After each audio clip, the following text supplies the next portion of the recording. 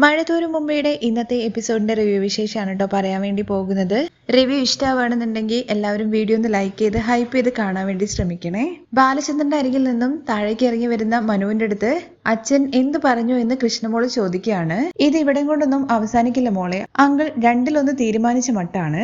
അപ്പോഴേക്കും വൈജ മനുവിന്റെ അരികിലേക്ക് വരുന്നുണ്ട്. നീ ബാലചന്ദ്രനോട് സംസാരിച്ചോ മനു? തനിക്ക് എന്നത്തിന്റെ കേടാന്നാണ് താൻ ഓർക്കുന്നത്, വല്ല കാര്യമുണ്ടോ? ഇത് കേട്ട വൈജ, നീയല്ലേ അവളെ ഇങ്ങോട്ടേക്ക് കൊണ്ടുവന്നത്, അതുകൊണ്ട് ഇതിനൊക്കെ നീ തന്നെ ഒരു അവസാനം കാണണമെന്ന് പറയാണ്. അപ്പോഴേക്കും മനു കൈകൂപ്പിക്കൊണ്ട് പറയുന്നുണ്ട്, എന്നെ വിട്ടേക്ക്, ഞാൻ തോറ്റു. ബാലചന്ദ്രൻ എന്താ പറയുന്നത്, അലീനയെ പറഞ്ഞയക്കില്ല എന്നാണോ എന്ന് ചോദിക്കുമ്പോൾ അങ്കിള് ഒരു മില്ലിമീറ്ററിന് പോലും വിട്ടുതരില്ല. ഒരാളെ കൊല്ലേണ്ടി വന്നു കഴിഞ്ഞാലും ജയിലിൽ പോകേണ്ടി വന്നു കഴിഞ്ഞാലും അലീനയെ തിരിച്ചയക്കില്ല എന്നുള്ള കാര്യം തീർത്തു പറഞ്ഞു. അത്രയ്ക്ക് അവളെ ഞരവ് പിടിച്ചു കാണും. അതൊന്നും ആന്റി എനിക്കറിയത്തില്ല. ഇതിന്റെ ഇടയ്ക്ക് എന്തിനാ വന്ന് പെട്ടെന്നാണ് ഞാൻ ആലോചിക്കുന്നത്. എന്നോട് എനിക്ക് തന്നെ ഒരു അവജ്ഞത തോന്നുന്നുണ്ട്. ബാലചന്ദ്രന് ഈ കുടുംബത്തെക്കാളും വലുതാണല്ലേ അവള്.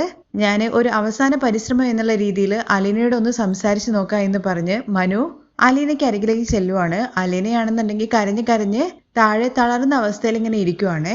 അലീന എന്ന് വിളിക്കുമ്പോൾ അലീന ഇരുന്ന് അവിടുന്ന് തലപൊക്കി നോക്കുന്നുണ്ട്. ആ അലീനയുടെ കോലവും മട്ടമൊക്കെ കണ്ടിട്ട് നിനക്ക് എന്തു പറ്റി എന്നാണ് മനുവിന്റെ ചോദ്യം. അതിന് മറുപടി ഒന്നും പറയാതെ അലീന പൊട്ടി കരഞ്ഞോണ്ടിരിക്കുകയാണ്. എന്താ അലീന നിന്റെ പ്രശ്നം? നിന്നെ ആരെങ്കിലും ഉപദ്രവിച്ചോ? നീ എന്തിനാ കരയുന്നത്?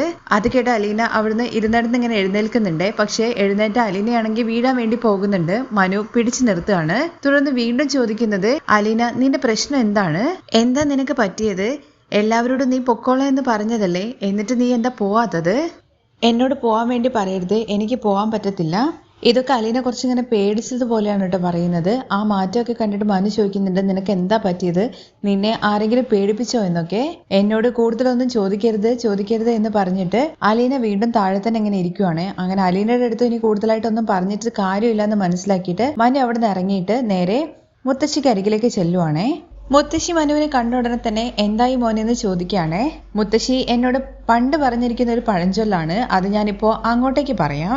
പണ്ട് റോഡുകളും ഒന്നുമില്ലല്ലോ, നടപ്പാതകളും നടവരമ്പുകളും ആണ്. നല്ലവനും നേർക്ക് നേർ വന്നു കഴിഞ്ഞു കഴിഞ്ഞാൽ അവർക്ക് 3 വഴികളാണ്. നല്ലവനും പോക്കിരിക്കും ഒരു വഴിയുണ്ട്, നല്ലവൻ സൈഡിൽ കൂടെ പോകും. പോക്കിരിയും തമ്മിൽ വന്നു കഴിഞ്ഞു കഴിഞ്ഞാൽ പിന്നെ വഴിയില്ല. രണ്ടുപേരും വഴി വിട്ട് കൊടുക്കില്ലല്ലോ, അടിച്ച് പിരിയണം. കാര്യം മനസ്സിലായില്ലേ? വൈജയന്തി പോക്കിരിയും ബാലചന്ദ്രൻ പോക്കിരിയും നേര് വന്ന് നിൽക്കുവാണ്. ഇനി അടിച്ചു പിരിയണം, വഴിയില്ല മുന്നോട്ട്. രണ്ടുപേരും വിട്ടുവീഴ്ച ചെയ്യാൻ വേണ്ടി തയ്യാറല്ലേ എന്ന് മുത്തശ്ശി ചോദിക്കുമ്പോ അല്ലെന്ന് മാത്രമല്ല ഒന്നുകൂടി കച്ച മുറുക്കി കെട്ടി നിൽക്കുകയാണ്. മനു, നീ അലീനയോട് സംസാരിച്ചില്ലേ? അവൾ എന്താ പോവാത്തത്? അവൾക്ക് പോവാൻ വേണ്ടി പറ്റത്തില്ല. അങ്കിളിന്റെ കർശന നിർദ്ദേശം കിട്ടിയിട്ടുണ്ട് അവൾക്ക്. അങ്കിളിന്റെ അനുവാദത്തിന് എന്തിനാണ് അവള് കാത്തു നിൽക്കുന്നത്? അവൾക്ക് ഇറങ്ങിയങ്ങ് പോയാ പോരെ. അങ്ങനെ അവൾക്ക് പോവാൻ വേണ്ടി പറ്റില്ല മുത്തശ്ശി. അങ്കിള് ശരിക്കും അവളെ ഭീഷണിപ്പെടുത്തിയിട്ടുണ്ട്. ഇത് കേട്ട മുത്തശ്ശി ചോദിക്കുന്നത്, എന്ത് ഭീഷണി? അത് അവൾക്ക് പറയാനുള്ള അനുവാദം ഇല്ല. ഒരുപക്ഷെ അവളെ വെടിവീഴ്ച വീഴ്ത്തുമെന്നായിരിക്കും, അല്ലെങ്കിൽ കാറടിച്ച് കൊല്ലുമെന്നായിരിക്കും. ഒരുപക്ഷെ അതിനേക്കാൾ കടുത്ത ഭീഷണിയാവാനും സാധ്യതയുണ്ട്. ചേടാ, അങ്ങനെ പേടിപ്പിച്ചാല് ജീവിക്കാൻ വേണ്ടി പറ്റുമോ? മുത്തശ്ശിക്ക് സപ്രപഞ്ചത്ത് കിടന്നുകൊണ്ട് കാല് നീട്ടിയിട്ട് അങ്ങനെയൊക്കെ പറയാം. വയസ്സ് 80 ഇനി മരിച്ചാൽ എന്ത്, ജീവിച്ചാൽ എന്ത്? എന്നാ 23 വയസ്സുള്ള പെണ്ണിന്റെ ജീവിതം അങ്ങനെയല്ല മുത്തശ്ശി. അവള് ജീവിച്ചു തുടങ്ങിയിട്ടേ ഉള്ളൂ. നീ മനു അവളോട് പോവാൻ വേണ്ടി പറഞ്ഞില്ലേ? നീയല്ലേ കൊണ്ടുവന്നത്. നീ പറയുന്ന സമയത്ത് അവള് പോകണ്ടേ?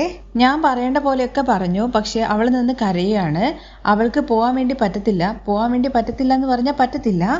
അത് നമ്മൾ മനസ്സിലാക്കണം എന്നൊക്കെ മനു പറയുന്നത് കേട്ടിട്ട് ആര് മനസ്സിലാക്കണമെന്ന് വൈജയ്ക്ക് മനസ്സിലാവുന്നില്ല, എനിക്ക് മനസ്സിലാവുന്നില്ല, മക്കൾക്ക് മനസ്സിലാവുന്നില്ല. അതുകൊണ്ടാണ് മുത്തശ്ശി പറഞ്ഞത് പോക്കിരിക്കും വഴിയില്ല, അടിച്ച് തീരട്ടെ. മക്കളെ ഓർക്കണ്ടേ എന്ന് മുത്തശ്ശിയുടെ ചോദ്യത്തിന് ഞാൻ കണ്ടിട്ടുള്ളത് മക്കളെ കുറിച്ച് ഏറ്റവും കൂടുതൽ ആശങ്ക അമ്മയ്ക്കായിരിക്കും. അച്ഛൻ അതിന് 10 1 പോലും ഇല്ല. പക്ഷെ ഇവിടുത്തെ അച്ഛന്റെ മക്കള് പുല്ലാണെന്നുണ്ടെങ്കിൽ അമ്മയ്ക്ക് വെറും പൂടയാണ്. അവര് മത്സരിക്കട്ടെ, കാണാം നമുക്ക്. എന്തായാലും മുത്തശ്ശി ഞാൻ ഇറങ്ങുമോ എന്ന് പറഞ്ഞ് മനു അവിടെ നിന്ന് ഇറങ്ങുവാണ്. മനു കാറിൽ പോകുന്ന സമയത്തൊക്കെ മുകളിൽ നിന്നുകൊണ്ട് ബാലചന്ദ്രൻ ഈ കാഴ്ചയെല്ലാം കാണുന്നുണ്ട്. ബാലചന്ദ്രൻ മുകളിൽ നിൽക്കുന്നത് മനുവും കാണുന്നുണ്ട്.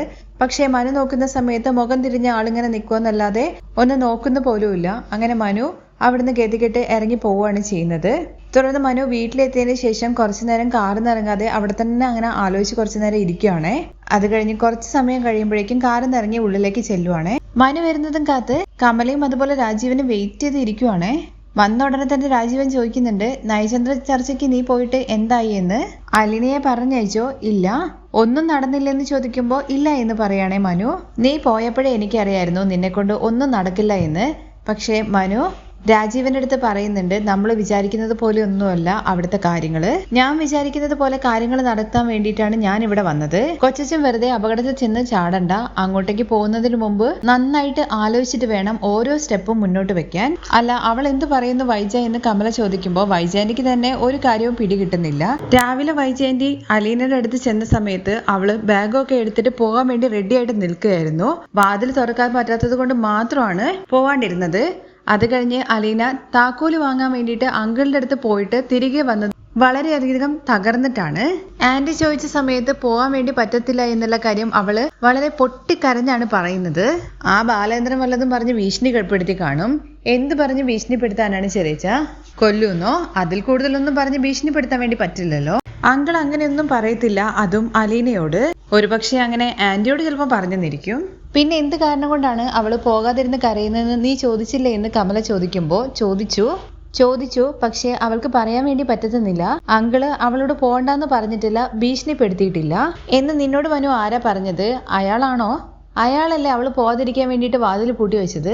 നിങ്ങൾ അവരുടെ യഥാർത്ഥ പ്രശ്നം എന്താണെന്നുള്ള കാര്യം അറിയാതെ പോയിട്ട് കൈയിട്ട് കഴിഞ്ഞു കഴിഞ്ഞാൽ നിങ്ങളുടെ കൈ പൊള്ളും. നിനക്ക് മനു പ്രശ്നം അവരുടേത് എന്താന്ന് മനസ്സിലാക്കാൻ വേണ്ടി പറ്റിയോ? എനിക്ക് പോലും അറിയാൻ വേണ്ടി സാധിച്ചില്ല. എന്തായാലും എനിക്ക് മനസ്സിലായ ഒരു കാര്യം, ഗംഗാധരൻ വെല്ലിസിന് എന്തൊക്കെയോ മനസ്സിലായിട്ടുണ്ട് എന്നാണ്. എന്തായാലും കുറ്റം ബാലേന്ദ്രൻ അങ്കിളുടെ അല്ല, അലീനയുടെയോ അല്ല. പിന്നെ ആരുടെയാ കുറ്റം? വൈജയുടേതോ? എടാ, സ്വന്തം വീട്ടിൽ കൂലിക്ക് നിൽക്കുന്ന വീട്ടുവേലക്കാരിയെ നിലയ്ക്ക് നിർത്താനും പറഞ്ഞയക്കാനും പറ്റുന്നില്ല എങ്കിൽ അവള് പിന്നെ എന്തിനാണ് വീട്ടമ്മയാന്ന് പറഞ്ഞിട്ട് ആ കുടുംബത്തിൽ ജീവിക്കുന്നത്? എന്തിനാണ് ബാലചന്ദ്രന്റെ ഭാര്യ പദവി? അതിനൊക്കെ എന്ത് വിലയാണുള്ളത്? അതൊന്നും എനിക്കറിയില്ല. പക്ഷെ എനിക്ക് ഒരു കാര്യം മാത്രമേ പറയാനുള്ളൂ. എന്തായാലും ആ വീട്ടിൽ കയറി ചെന്നിട്ട് അതിക്രമം കാണിക്കരുത്. അത് ബാലചന്ദ്ര മേനോൻ എന്ന് പറയുന്ന ആളുടെ വീടാണ്. അപ്പോൾ കൊച്ചച്ഛന് തിരിച്ച് സിംഗപ്പൂരിലേക്ക് പോകാനുള്ള ആളാണെന്നുള്ള കാര്യം കൂടി ഓർമ്മ വേണമെന്ന് പറയുമ്പോൾ അത് ഞാൻ നോക്കിക്കോളാം. നിങ്ങൾ എല്ലാവരും, അതായത് അച്ഛനും വല്യച്ഛനും കൊച്ചച്ഛനും ഒത്തൊരുമിച്ചിരുന്ന് കൂടി ആലോചിച്ച് ബാലചന്ദ്രൻ അങ്കിളുടെ അടുത്തും വൈജയന്തിയും കണ്ട് സംസാരിച്ച് എന്താണ് മൂലകാരണം എന്ന് കണ്ടെത്തി അതിനൊരു പരിഹാരം ഉണ്ടാക്കുന്നതായിരിക്കും ബെറ്റർ ഓപ്ഷൻ. അത്രേ എനിക്ക് പറയാനുള്ളൂ. മനു പറയുന്നതൊക്കെ ഒരു ഉപദേശമായിട്ട് എടുത്തിട്ട് നിന്റെ ഉപദേശം എനിക്ക് വേണ്ട എന്നും അതൊക്കെ കൈകാര്യം ചെയ്യാനുള്ള പ്രായം ഇപ്പൊ എനിക്കുണ്ടെന്നുള്ള കാര്യം പറയാണേ. ഓക്കെ, കൊച്ചച്ഛന്റെ ഇഷ്ടം എന്ന് പറഞ്ഞിട്ട് മനു അവിടുന്ന് പോവാണ് കേട്ടോ ചെയ്യുന്നത്. മനു അങ്ങ് പോയപ്പോഴേക്കും കമലയാണെന്നുണ്ടെങ്കിൽ അങ്ങ് മൂച്ചു കയറ്റി കൊടുക്കുവാണ് കേട്ടോ. വിട്ടു കൊടുക്കരുത് രാജീവേ. അത് കഴിഞ്ഞ് ബാലേന്ദ്രന്റെ വീട്ടിലാണ് കാണിക്കുന്നത്. അലീന മനു പോകുമ്പോ ഇരുന്ന ആ ഇരിപ്പ് തന്നെ ഇരിക്കുവാണേ. എഴുന്നേക്കാൻ വേണ്ടിയിട്ട് ശ്രമിക്കുന്നുണ്ടെങ്കിലും എഴുന്നേക്കാൻ വേണ്ടി ശ്രമിക്കുന്നത് ബാലേന്ദ്രൻ മോളിന്ന് ബെല്ലടിക്കുന്ന സൗണ്ട് കേട്ടിട്ടാണേ. എഴുന്നേക്കാൻ വേണ്ടി പറ്റുന്നില്ല. അങ്ങനെ ഒരു വിധത്തില് ഇങ്ങനെ നടന്ന് സ്റ്റെയർ കേസിന്റെ അവിടെ എത്തുമ്പോഴേക്കും ബാലേന്ദ്രൻ വീണ്ടും ബെല്ലടിക്കുകയാണ്. അപ്പോഴേക്കും വൈജിയാണെന്നുണ്ടെങ്കിൽ സ്റ്റെയർ കേസിന്റെ അങ്ങോട്ടേക്ക് എത്തുന്നുണ്ട്. അലീനയുടെ ആ കോലും കരച്ചിലും ഒക്കെ കണ്ടിട്ട് നിനക്ക് എന്താ പറ്റിയെന്ന് ചോദിക്കുകയാണ് കേട്ടോ വൈജ. ബാലേന്ദ്രൻ നിന്നോട് എന്താ പറഞ്ഞത്? എനിക്ക് അതറിയണം. പോകരുത് എന്ന് അലീന പറയുമ്പോ അത് മാത്രമല്ല വേറെ എന്തോ ഉണ്ട്. എനിക്ക് അത്രേ പറയാൻ വേണ്ടി പറ്റുള്ളൂ. എന്നോട് പൊറുക്കണം എന്നൊക്കെ അലീന പറയുമ്പോ ബാലേന്ദ്രനല്ല വേറെ ഏത് രാമേന്ദ്രൻ വന്നു കഴിഞ്ഞാലും നിന്നെ ഇന്ന് ഇവിടുന്ന് ഞാൻ പുറത്താക്കിയിരിക്കും. അതിന്റെ പേരിൽ ബാലേന്ദ്രൻ എന്നെ അങ്ങ് വെടിവെച്ച് കൊല്ലുവാണെന്നുണ്ടെങ്കിൽ മരിക്കാനും തയ്യാറായിട്ട് തന്നെയാണ് ഈ വൈജ ഇവിടെ നിൽക്കുന്നത്. എനിക്കൊന്നും വേണ്ട, ശമ്പളം പോലും തരണ്ട. ഞാനിവിടെ വെറുതെ ജോലി ചെയ്തോളാം. അതെല്ലാം ഇവിടെ ഉള്ളവരുടെ നന്മയ്ക്ക് വേണ്ടിയിട്ടാണ്. സാറിനോട് വഴക്കിടല്ലേ, ഇച്ചിരി ക്ഷമ കാണിച്ചാൽ മതി. ഇത് ഞാൻ ക്ഷമിക്കാനോ? വൈജയന്തി അതിന് വേറൊരു ജന്മം ജനിക്കണം. ഞാൻ കാല് പിടിക്കാം, ദൈവത്തെ ഓർത്ത് എന്ന് അലീന പറയുമ്പോഴേക്കും നിന്റെ ദൈവമല്ല എന്റെ ദൈവം, നിനക്ക് ഞാൻ കണക്ക് തീർത്ത് തന്നെ തന്നുവിടാം. അപ്പോഴേക്കും നമ്മുടെ ബാലേന്ദ്രനാണെങ്കിൽ മൂന്നാമത്തെ റിങ് അവിടെ അടിച്ചു കഴിഞ്ഞു കേട്ടോ. നിനക്ക് ഇവിടുന്ന് പോകാൻ വേണ്ടി പറ്റാത്ത തടസ്സം എന്താന്നുള്ള കാര്യം നീ പറ, എന്നിട്ട് നീ മുകളിലേക്ക് പോയാൽ മതി എന്ന് പറഞ്ഞിട്ട് അലീനയെ അവിടെ തടഞ്ഞു നിർത്തണേ വൈജ. എന്നാൽ ബാലേന്ദ്രനാണെന്നുണ്ടെങ്കിൽ ബെല്ലടിയൊക്കെ നിർത്തി പുറത്തേക്ക് വന്നിട്ട് അലീന എന്ന് പറഞ്ഞ് വിളിക്കുകയാണേ. ആ ശബ്ദം കേട്ട് രണ്ടുപേരും കൂടി ചേർന്ന് ഒരുമിച്ചാണ് മുകളിലേക്ക് നോക്കുന്നത്. അലീന നിന്നെ എത്ര പ്രാവശ്യം വിളിക്കണം? നീ കേൾക്കാഞ്ഞിട്ടല്ലോ ആണോ എന്നുള്ള കാര്യം ചോദിക്കുമ്പോഴേക്കും അലീന സ്റ്റെപ്പ് കയറിക്കൊണ്ട് ബാലചന്ദ്രന്റെ അരികിലേക്ക് പോവുകയാണേ. അത് നോക്കി നിൽക്കുന്ന വൈജയെ കാണിച്ചുകൊണ്ടാണ് ഇന്നത്തെ എപ്പിസോഡിന്റെ റിവ്യൂ അവസാനിക്കുന്നത്. ഡെയിലി മഴത്തോരും മുമ്പയുടെ വിശേഷങ്ങൾ കേൾക്കാൻ താല്പര്യമുണ്ടെങ്കിൽ ഒന്ന് ചാനൽ സബ്സ്ക്രൈബ് ചെയ്ത് സപ്പോർട്ട് ചെയ്യണേ. Thank you.